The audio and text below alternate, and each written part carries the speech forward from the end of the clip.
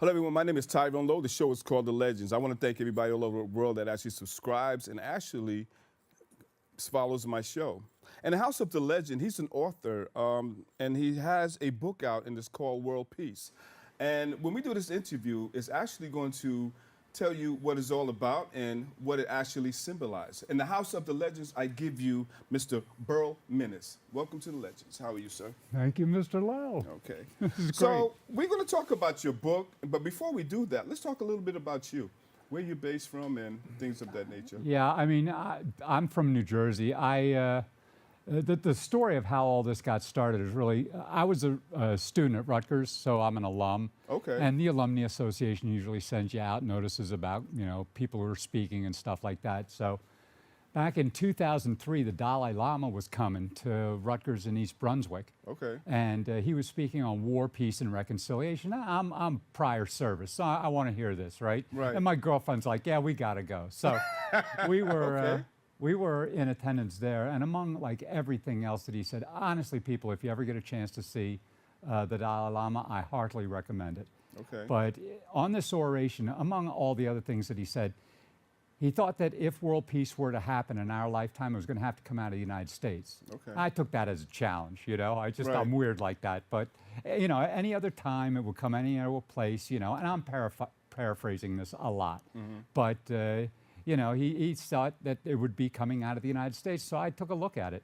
And I started doing a research survey of world peace, everything that was involved in that, anything that we might hold in vile disdain and point a crickety finger at as being our problems, turns out is all systemic.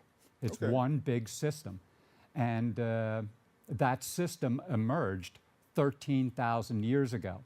Okay. We created it for ourselves as a mechanism to survive an event. We don't actually know what happened, but the planet burned 13,000 years ago, 12,900 years ago to be exact. You dig down 50 feet into virgin soil, anywhere on this rock, you find the same layer of ash. Okay. If you've got potable water, biogenic elements, and the ability to raise fire, humans can live anywhere in the universe, literally. And Just with those elements. just with those three. That's Okay. all we need. All right. Actually, it's all that any life needs on Earth: potable water, biogenic elements, basically your groceries, and the ability to raise fire, generate power, right? With those three things, we can exist and persist literally everywhere in the universe. Okay. Eliminate even one, and we can't even exist here, let alone persist. We have to have all three, and we lost two when the planet burned. Okay. There was no longer any, biogenic elements for us to eat. All we had was livestock. There was nothing to burn. Everything was burnt, right? Prior to that event, we had a unilateral egalitarianism. It was a gifting system of economy, and it was enjoyed by all humans on the planet at the time. Right. Well, 45,000 years ago, that was just us. Everybody was gone by then, So we only had ourselves, but we were everywhere, So we had this little unilateral egalitarianism set up. And you can look at, the megalithic architecture, the planet-wide, right? And you're going to find flora and fauna which are not indigenous. We were definitely bringing stuff there, and it kept us alive through that 115,000 years of the Ice Age, And when that event transpired, we had to come up with something. We had to think of something, some way of doing that, because, I got to get from here to Göbekli Tepe or something like that, in southern Turkey, that megalithic architectural site. It's a giant picnic table, If I've got to get my foodstuffs, all my surplus to there, I'll never make it. Okay. So the elements that you're talking about, are they actually man-made or something that scientists just put together as far as something? It's like wheats, grains, all the stuff that we eat. Okay. Basically. Natural stuff, yeah. Yeah, and we went from a loose loose association type of hunter-gatherer society, and we stopped, right? We actually became pastoral. If you move, you live, right? If you sedentate, you die.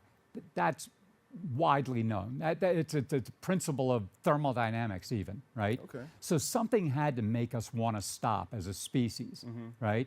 And that was the realization of the value of surplus.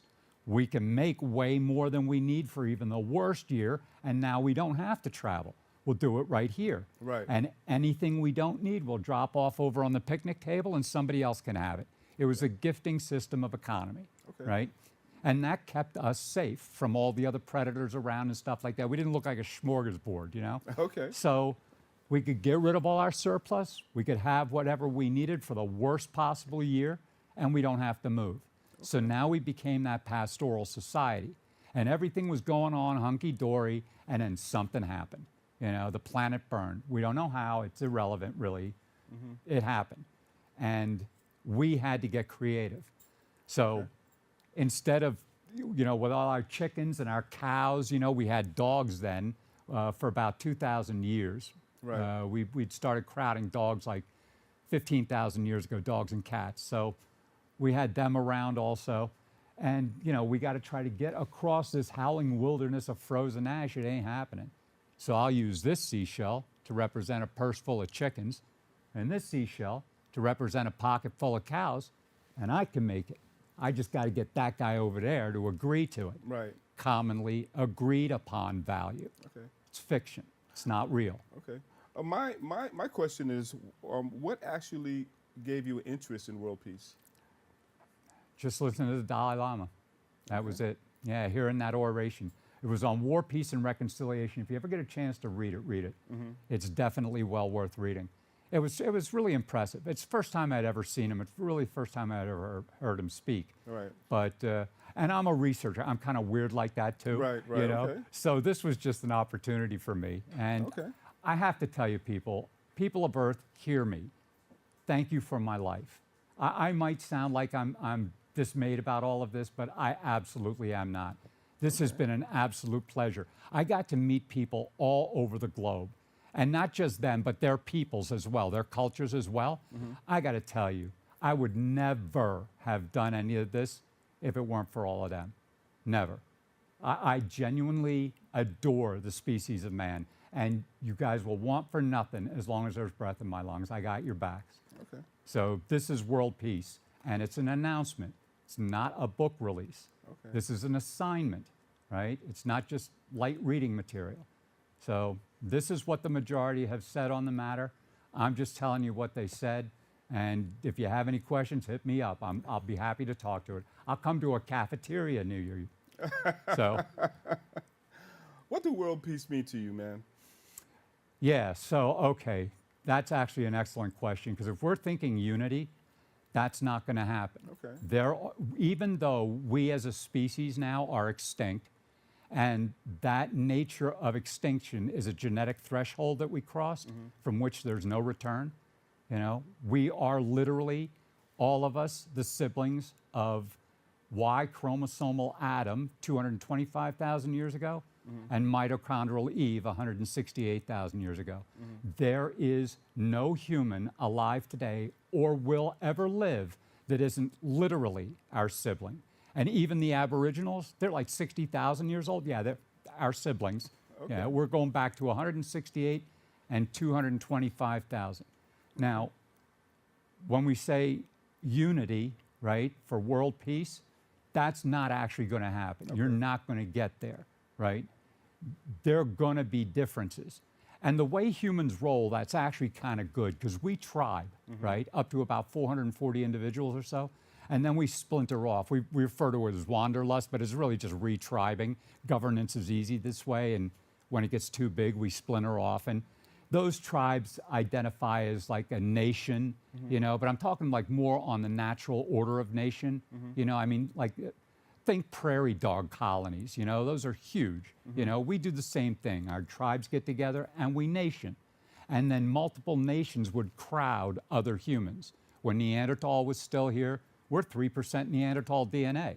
You know, when Denisovan was still here, you know, you go down to the Philippines and you can find 5% Denisovan DNA.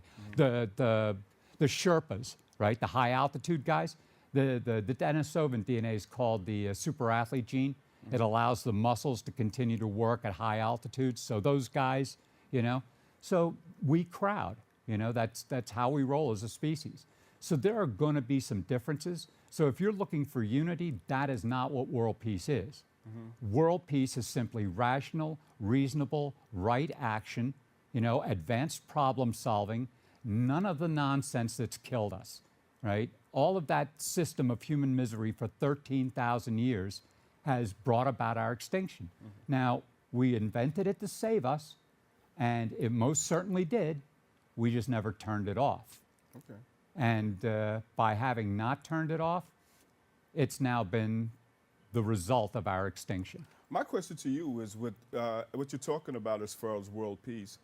Due to the fact that it isn't an equation by itself, but does that have anything to do with world segregation as well? Oh, yeah. The unification process and the way that man has actually put it down on earth for different people. I wouldn't say people of color and things of that nature. I'm not even going to get into that type of thing. But unification process of actually getting people to actually acknowledge what unification it really is. Yeah, absolutely. And it's like I said, when I did this research, I practically did a world tour: Asia, Latin America, Central Europe, Africa.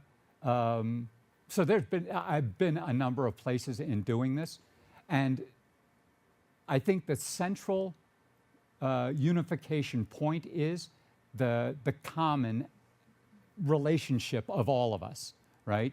You're not going to get much past that we're siblings, right? That much we can establish, right? Everything else is going to be a matter of preference. It's going to be a matter of prejudices. It's going to be a matter of mores and all these interests that we have, right? So those are the things that we'll find unique among each of us.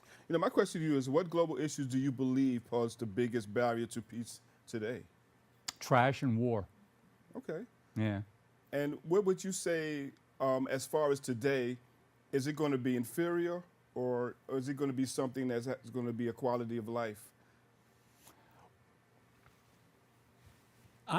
What ends up happening is we end up being free, right? So there's three questions that you're going to be able to answer when you finish reading that book that are not expressed in the book anywhere. Is a slave actually a slave if they don't know what slavery is? Is a slave actually a slave if they don't realize they're being enslaved? And is a slave actually a slave if they don't mind, right? Those three things you're going to be able to answer by the time you finish that book. Okay. Trash and war, those are the things that killed us. This is common knowledge, right?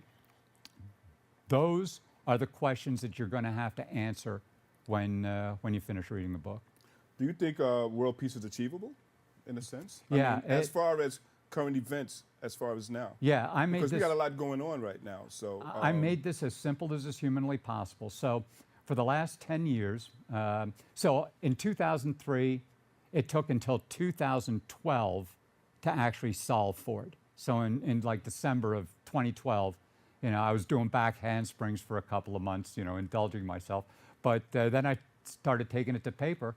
And in 2015, I started sending it to every world power, the powers that be, basically. I sent it to the International Criminal Court, Interpol, NATO, here in Congress got a copy, the president, every attorney's general with an email pretty much. Okay. The Supreme Court got their copy.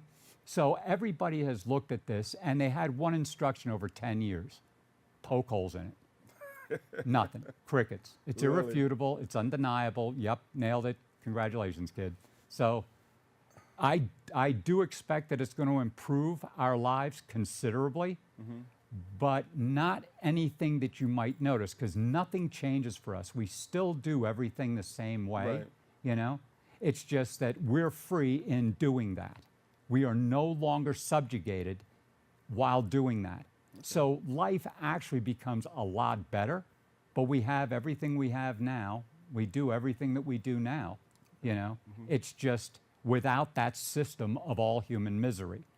Due to the fact that you reached out, that you to the channels of the way that you did reach out, what was the reply?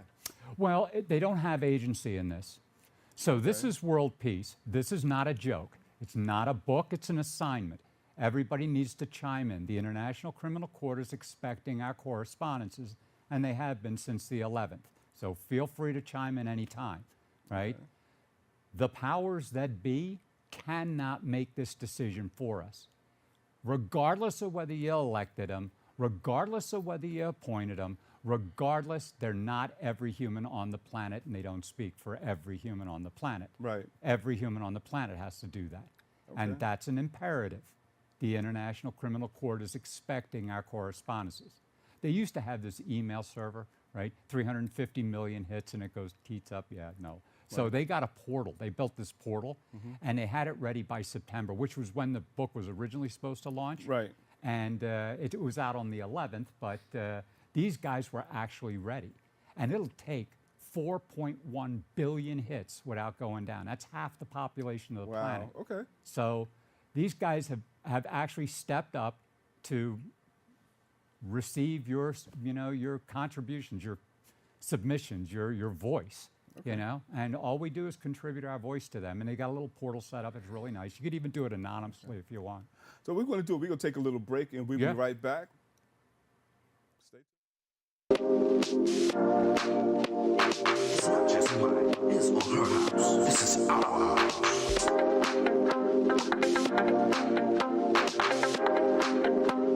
We got some fun people in the house tonight.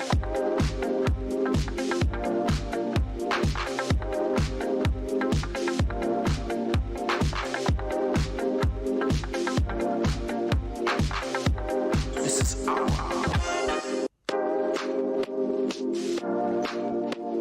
It's not just mine, it's on her house. This is our house.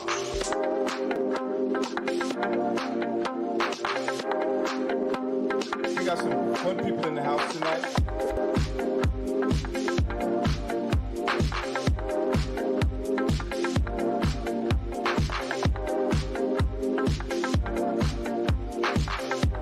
This is our house.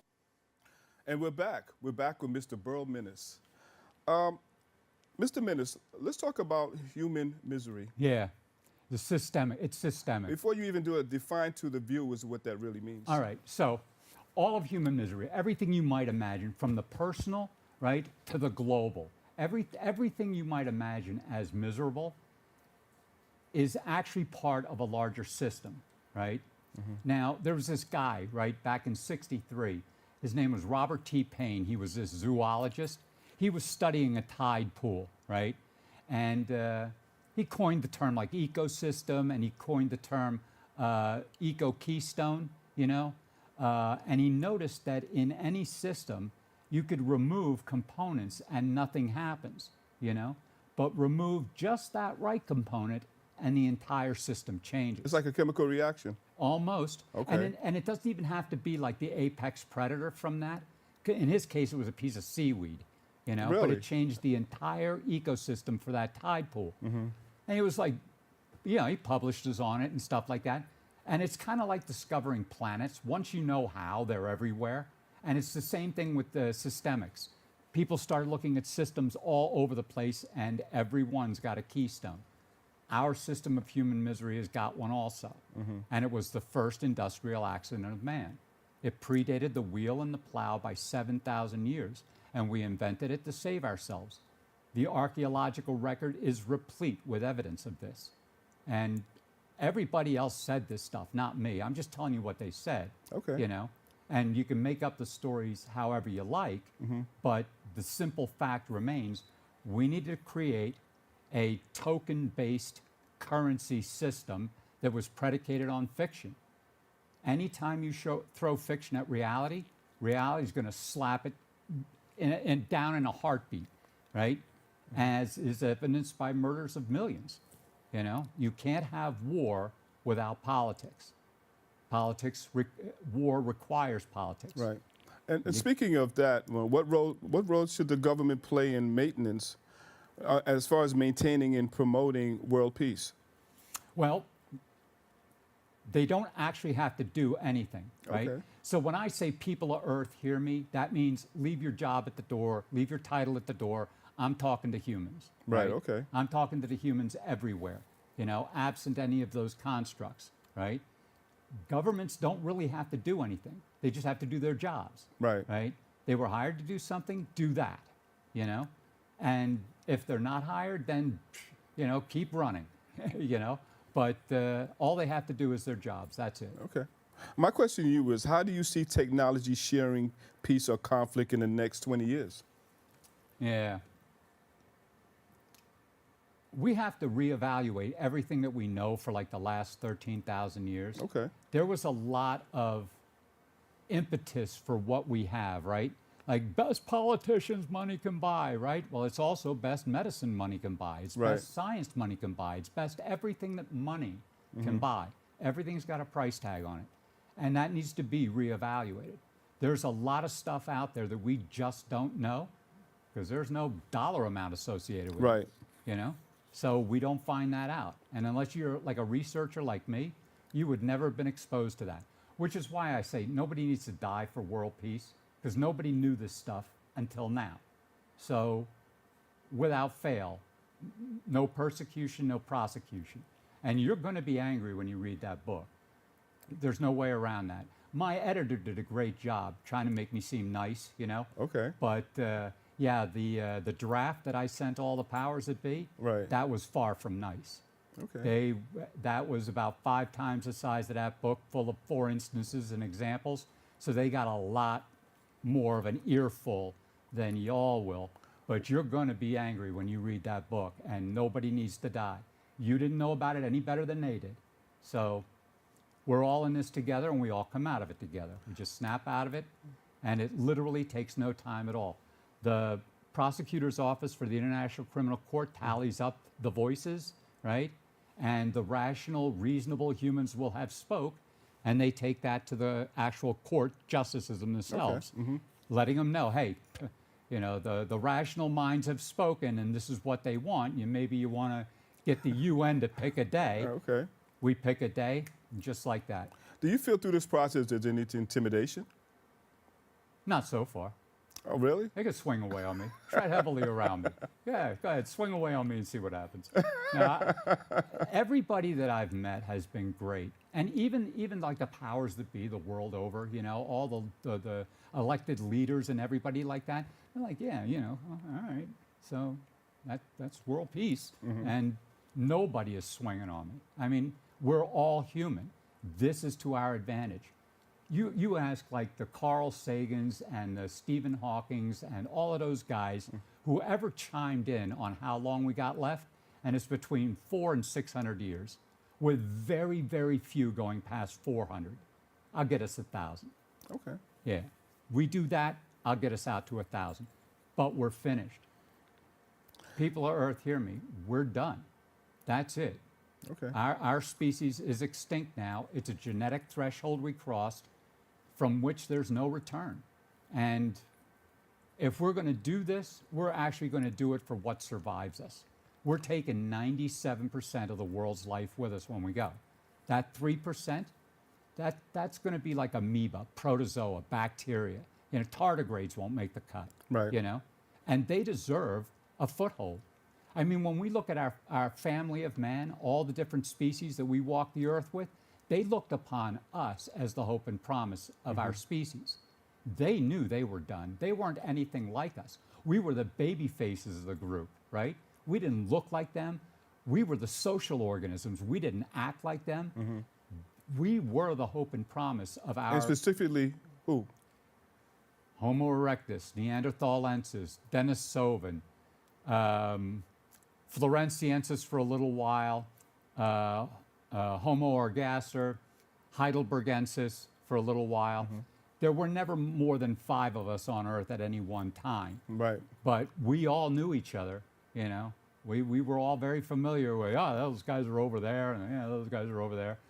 We knew our planet. And they weren't making it simply because they weren't the same social organism that we came out of Africa wave after wave after wave. Same way we're going to approach Mars.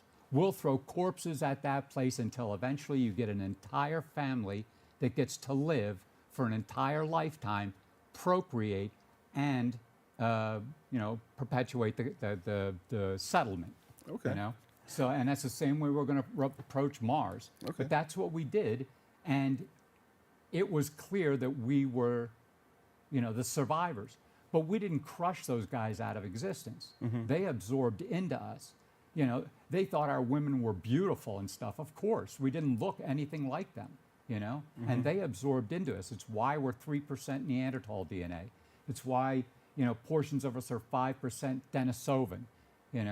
They infused into us. Okay. The way humans roll is very, very different than the way we perceive it as now. Right. The majority, they're the kinder, the gentler, the more decent version of human. Think bonobo, not chimpanzee, right? They are the rational, reasonable, right action, advanced problem-solving types. Okay. They're the mind your manners and you keep your friends, right? They're the live and let live. When in Rome, do as the Romans do, guys. That's the majority of humans on the planet. The minority of like 40%, right, are the more aggressive. They're like the chimpanzee rather than the bonobo. Okay. All right. So before we end the show, briefly, I need you to answer this question. All right. How can everyday people contribute to global peace efforts? That's it, right there. Yeah. If you pick up the book, pass it around. I tried to get it to you for free. Apparently, you can't do that on these online marketplaces. It's Right. world peace. I'm not selling to you. Just chime in, contribute Okay. your voice. Well, it's been a pleasure, man, to have Dude, this it's been conversation, and we could do this forever. I'd be happy to come back. I will talk to you guys anytime. Right. Hit up my publisher.